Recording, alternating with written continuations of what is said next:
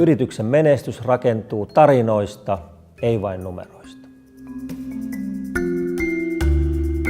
Yrityksen purpose on yrityksen määrittely siitä, mitä varten yritys on olemassa ja millä tavalla se sitä bisnestään tekee, missä se on mukana. Jos yrityksen ainoana tarkoituksena on vain sijoittajien miellyttäminen ja arvon maksimointi siitä näkökulmasta, niin tutkimukset todistaa sen, että ne ei ole niitä parhaita tuloksentekijöitä.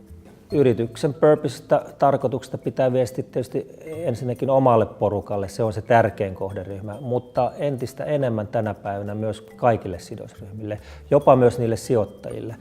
Yrityksen sisällöntuotannossa ja viestinnässä yrityksen tarkoitus tulisi ehdottomasti ottaa huomioon.